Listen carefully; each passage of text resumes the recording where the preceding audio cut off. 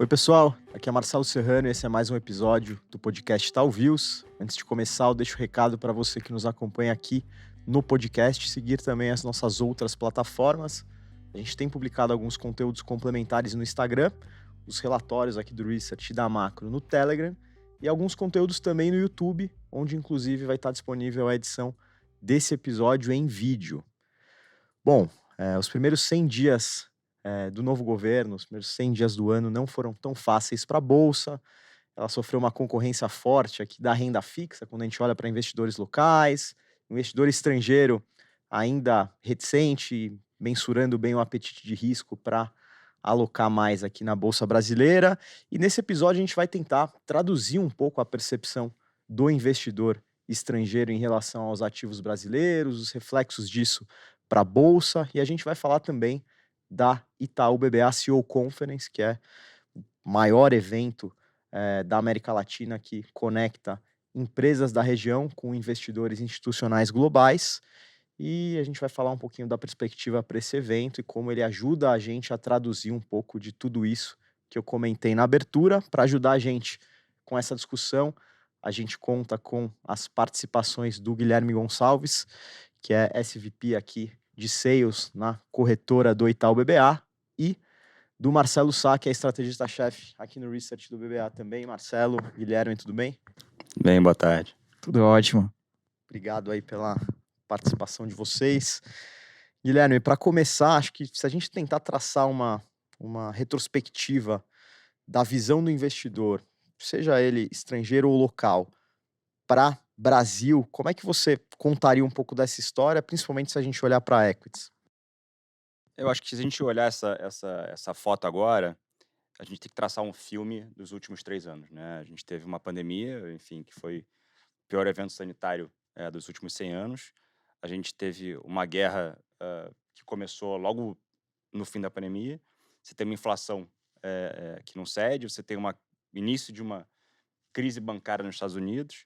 Aqui você ainda teve o evento Americanas, que durante um tempo segurou, fortemente o mercado de crédito no Brasil, né. Então você olha, pô, o filme não é bom, né, foi muito difícil nos últimos 3 anos. Então agora você tem uma dificuldade, você tem uma reforma, 2 reformas pela frente, você tem o arcabouço fiscal, a reforma tributária, que vai ficar para o segundo semestre, que você traz a incerteza, e bem, na verdade que nenhum investidor gosta de incerteza, né, então assim, os fundos, os investidores no geral, tanto brasileiro quanto os investidores, estrangeiros, de longo prazo, gostam de estabilidade, né. Então o que a gente está vendo agora é uma incerteza muito grande, a gente conversa com muitos investidores aqui, e o que a gente mais vê, e ouve, é que a turma está meio sem convicção alguma. Então hoje para você escolher um case, pô, vem cá, vou escolher um case de varejo, tá, mas, tem uma reforma aqui que pode acabar com o incentivo fiscal que esse cara tem, que pode impactar muito fortemente o lucro. Então, assim, o que é melhor fazer? Espera um pouco? Não espera? E a gente sempre brinca que tem 2 bolsas, a bolsa da tela e a bolsa que os investidores têm, que é bem descorrelacionado, assim, pouca gente tem uma posição de vale, como tem no índice, o peso do índice. Pouca gente tem a posição de bancos, que nem a representatividade no índice. Então, assim, tá difícil, né. E agora, evidentemente, o que mais traz, eventualmente um retorno positivo para a bolsa e a bolsa subir, né, são os juros. E aparentemente a gente está chegando perto, do teto, né. Então acho que esse vai ser o principal motivo, a principal alavanca para a gente ter uma melhora, do humor para equity, principalmente no Brasil. Legal, acho que trazendo esse mesmo tema para o Marcelo, a gente gravou aqui, acho que em fevereiro, se não me engano, comentando um roadshow que você e o Sherman fizeram com investidores nos Estados Unidos. Na ocasião, o arcabouço fiscal era o grande tema. Acho que de alguma maneira isso caminhou um pouco. Mas que novos temas chegaram para essa discussão, para esse rol de preocupações dos investidores e como é que você tem visto a percepção deles também? Não, perfeito. Acho que assim, o arcabouço fiscal continua sendo um tema, né. Ele finalmente foi enviado, ainda vai ser discutido no Congresso, e é um arcabouço que ele só funciona se o governo conseguir encontrar novas formas de aumentar a arrecadação, né. Então junto com essa discussão, tem discussão de várias medidas que o governo pretende, anunciar, algumas já foram anunciadas, algumas dessas medidas precisam de aprovação de lei. algumas dessas medidas, como um ponto que o Gui acabou de falar, né, essa discussão para varejista, né, que é a questão ali do fim da isenção, de imposto de renda para benefícios tributários de ICMS que são concedidos por estado, né, se isso fosse, se tiver uma mudança de lei e isso acontecer, teria um impacto muito grande no lucro das varejistas, né. Só que a gente acha que mesmo que tenha uma mudança de lei, né, pode ser que isso seja questionado na justiça, porque, por exemplo, o STJ tem uma visão, já consolidada sobre o tema, que não deveria ter tributação de imposto de renda. Então, às vezes, o governo está pensando em fazer uma medida, para aumentar a arrecadação, mas essa medida pode parar, por exemplo, no STJ, né. Então, acho que tem muita dúvida do que pode ser anunciado. Então, quando a gente conversa com os investidores, eles estão pensando: "Poxa, mas o que que o governo pode anunciar? Como isso poderia impactar cada empresa, cada setor?". Então tem essa preocupação, que de fato aí está rodando. Tem notícias aí mais recentes falando, do Haddad comentando de acabar com o fim do JCP. Isso é algo que a gente já vem ouvindo há bastante tempo, mas a expectativa é que isso fosse ser discutido na segunda fase da reforma tributária, né, que aconteceria no segundo semestre, mas já estão discutindo agora. A gente não sabe se vai vir num pacote agora no curto prazo, né, porque, de novo, para o arcabouço ficar de pé, você precisa ter receita extraordinária. A gente acha que muita coisa que foi anunciado, talvez não dê certo e talvez não aumente a receita, do governo. Legal. Falando um pouco sobre o evento, Guilherme, acho que seria legal contar um pouco como a gente está estruturando essa edição da CEO Conference, quantas empresas, quantos investidores, e olhando em especial para os investidores, como é que a gente traça um perfil desses caras por geografia, por tipo de gestora, olhando aí hedge funds, long only, o que que você pode trazer para a gente? Não, legal. Essa pergunta é muito boa, porque está chegando no momento, a conferência vai ser do dia 9 a 11 de maio, e a nossa conferência, diferente das outras, assim, é uma conferência, é uma imersão em equities, né? Então, assim, você tem poucos painéis, né? Não é que nem outras conferências que você faz um apanhado do mercado financeiro. São poucos painéis, normalmente os painéis são completamente diferentes do assunto. Então, assim, a gente vai ter como speaker o André Agassi, o Greg McKeown. A gente usa esse tempo para desvincular, dado que a conferência é muito densa, desvincular eles desse mundo e ter um momento de paz ali, né? Descompressão, exatamente. Então, assim, como é que ela funciona? Ela acontece em Nova York, né? São 3 dias full de conferência, em empresas listadas e algumas não listadas de Latam, principalmente Brasil, evidentemente, pela importância, e um Tech Day que acontece no dia 8, tá? Como vai ter muitas empresas legais também. E ano passado foi o primeiro evento presencial depois de um longo tempo, né? Então, a gente abriu o mercado ali, foi bem bacana. Foram na média 500 investidores, que é mais ou menos o que a gente espera esse ano também, em torno de 150 companhias, que também é o que a gente espera esse ano. O que chamou atenção foi que, a gente achava que nesse momento de mercado a gente teria menos investidores brasileiros se deslocando para Nova York para participar, e foi exatamente o oposto. A gente tem quase 50% a mais de investidores brasileiros. Acho que isso foi muito reflexo da qualidade da nossa CEO Conference ano passado. E aí, com muito respeito aos nossos concorrentes, o feedback que a gente tem é que é o melhor evento do mercado, novamente focado ah, ah, em bolsa, né? Então, a gente está super feliz aqui, ansioso, acabando de fazer as agendas, e acho que vai ser um sucesso novamente. E aí, só tentando puxar aquela parte final, quando a gente olha para perfil de investidores, tem visto mais o quê? E olhando para os internacionais, se destaca alguma geografia, o pessoal baseado nos Estados Unidos mesmo? A grande maioria dos investidores estrangeiros é baseado nos Estados Unidos, né? Aí você tem Boston, Nova York ali, alguns da costa oeste, mas a grande maioria focado nos americanos. Dos brasileiros que vão, a gente tem majoritariamente long only, perto de 60%, e acho que isso também se transfere para outras regiões, né? O ratio é mais ou menos esse, um pouco mais long only do que os hedge funds. Boa. E a gente falou aqui desses pontos de preocupação para os investidores, Marcelo. A gente entende que é um olhar bem mais top-down, mas se a gente fizer um exercício setorial, existe alguma preferência ou mesmo preferência por algumas histórias, quando a gente pensa nesse público de investidor estrangeiro? Então, acho que a discussão está muito mais macro, né, como você falou, muito mais top-down, e essas medidas a serem anunciadas como impactam as companhias, né. Mas eu diria que, por exemplo, o setor de utilities, tá, esse é um setor que os fundos locais estão muito alocados, estão overweight em utilities. Mas quando a gente conversa com o gringo sempre tem uma exposição menor, porque é um setor regulado, mais difícil de entender, então eles terminam não estando muito posicionados. A gente acha que é um setor para estar posicionado, porque é um setor que está negociando numa TIR, que é o retorno implícito super alto, tem fluxo de caixa previsível, proteção contra a inflação, e as nossas preferências aí no setor hoje, diria, são Equatorial e Copel. Eu acho que um setor que eu diria tem um consenso tanto entre brasileiros quanto estrangeiros, talvez seja sobre o preço da commodity petróleo, né, então acho que o pessoal gosta da exposição a óleo, mas prefere essa exposição através das Junior Oil Companies, né, que são as empresas que não teriam risco político, por exemplo, de Petrobras, né. E aí eu acho que a preferência que a gente tem ouvido quando a gente conversa, com os investidores é na PetroRio. Acho que um setor que antes tinha muito gringo alocado era o setor de saúde, né, era um setor que sempre era super prioridade, mas eu acho que, dada a performance fraca de várias ações, acho que esse interesse, obviamente, diminuiu. Eu acho que no setor de bancos, o que a gente percebe é um mood mais neutro para negativo, e eu diria que mais pelo risco de aumento de inadimplência que a gente tem visto. E eu acho que a preferência, quando a gente olha para os bancos, a gente não pode recomendar Itaú, então, olhando para os outros bancos, eu acho que seria Banco do Brasil, que apesar de ser uma empresa estatal, está negociando num PI muito baixo, ali perto de 3 vezes, tem um risco de crédito muito menor que os outros bancos, por mais exposição ali a crédito consignado, agricultura, então a gente acha que faz sentido estar posicionado.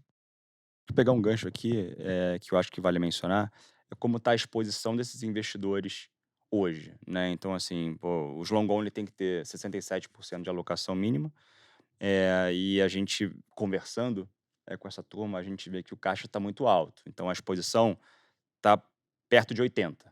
Normalmente, em mercados nos últimos a gente teve um market grande nos últimos 5 anos, né, de 2016, pra cá, e a turma estava muito alocada. Agora a alocação diminuiu bastante, então o caixa está em torno de 20%, dos fundos, e os long bias estão com a exposição ainda menor, em torno de 40, alguns 50. Long bias são fundos evidentemente focados também, muito em bolsa, e os hedge funds estão ou neutros ou não tem bolsa, né. E aí não tem bolsa, eu digo, eles podem estar a exposição zerada, né, ele pode ter comprado em Petro, vendido em Vale, né, então a exposição dele está zerada, apesar de ter o risco, lógico, das exposições. Ou está marginalmente short, né, então o que a gente vê hoje é a posição técnica altamente favorável, né, tem isso, evidentemente o mercado tem vários problemas, como a gente falou agora, e vários desafios, porém, se você olhar a parte técnica, parece ter um upside. A gente viu isso 2 semanas atrás, que a bolsa subiu 4,30, 4,50, e a gente rodou uma análise aqui, nos últimos 15 anos, em apenas 20 pregões, a bolsa subiu mais do que 4,30, né, e você vê claramente como é que foi um momento, ele saiu um tiquezinho de inflação mais baixa, todo mundo estopando shorts e aumentando um pouquinho a exposição, mesmo que ainda num tamanho, pequeno. Não, e isso até linka com outro ponto que eu ia te falar. Eh, a gente gravou um episódio aqui logo após o evento do Itaú em Washington, durante os encontros do FMI. E a gente falou bastante sobre como o Brasil se posiciona nesse momento frente aos peers emergentes, né?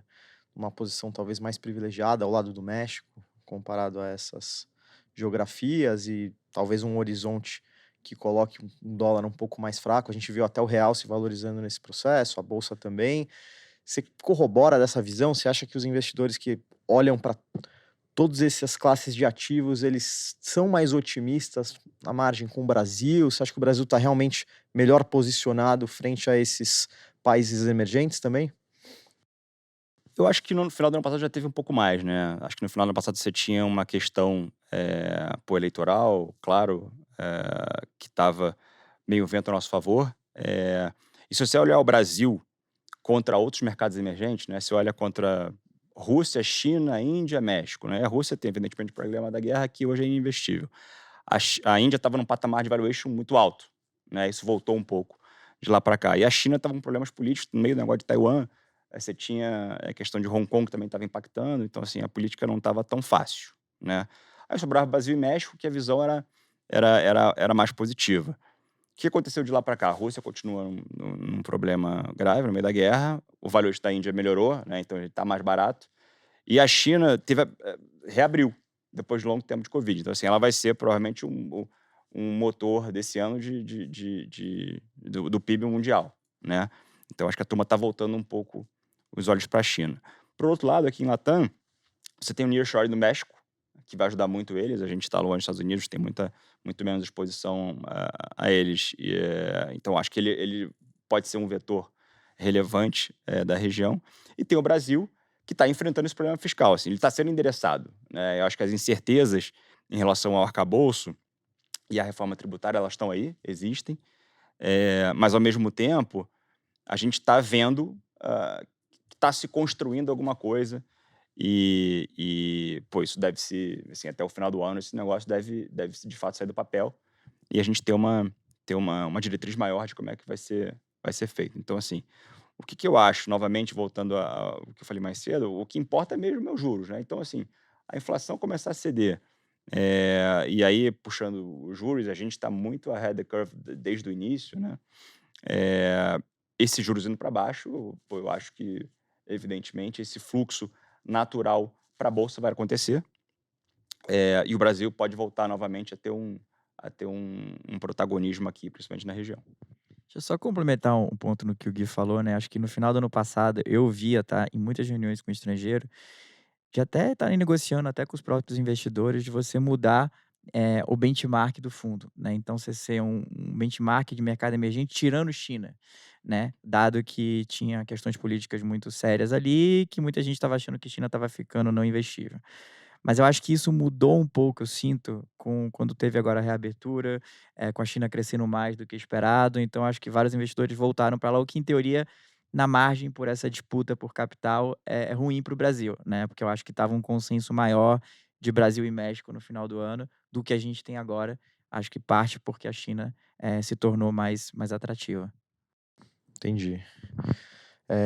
Acho que para a gente fechar, Marcelo, fazendo um exercício de otimismo aqui, se a gente traçar um cenário aí de médio prazo, de uma retomada mais vigorosa aí de atividade, de um fim do ciclo de alta de juros e um início de corte, o que vai andar mais rápido? Que ações que hoje já estão na carteira ou que ainda não estão, você veria com mais otimismo ou com mais potencial de andar bem aí nesse cenário? Então, assim como o Gui falou, né, a gente teve um dado um pouquinho melhor de inflação e essas ações de duration mais longa subiram bastante, depois desse evento. Então eu acho que eu já sinto bastante pergunta, tanto do investidor estrangeiro quanto brasileiro, sobre quais são esses papéis que se beneficiariam. Eu acho que alguns clientes já estão começando a montar a posição, esperando por esse momento, porque também, assim, alguns fundos são muito grandes, né, então não adianta você achar que você vai conseguir montar uma posição grande muito rápido, né. Aí a ação já subiu e você já perdeu, eu diria, essa oportunidade, né. Então acho que isso já está acontecendo. A nossa visão aqui do banco é que esse corte só aconteceria, em outubro, tá. Mas quando a gente olha para a curva de juros, o mercado está dizendo que vai acontecer antes do que o que a gente está dizendo, tá. Então se isso, de fato acontecer, essas ações de duration mais longa deveriam andar. A gente tem aqui talvez 5 sugestões que eu acho que fazem sentido, nesse cenário, então acho que B3 é uma que performa super bem quando o juro fecha, Localiza, Exetec, TOTUS e Renner, eu acho que são boas opções. A gente fez um estudo recente olhando o que aconteceu no último ciclo de corte de juros, né, que lá de 2016, e essas empresas foram super bem. Então a gente cruzou um pouco com o que aconteceu com o passado, com o que os analistas acham desses cases, eu acho que talvez são boas opções para o cliente aqui investir. Bem legal, acho que a gente conseguiu cobrir bem a pauta, passar as informações do evento, vender bem o evento. Então, eu queria novamente agradecer as participações do Guilherme e do Marcelo nesse episódio. Obrigado aí, pessoal. Obrigado a vocês, foi um prazer estar com todo mundo.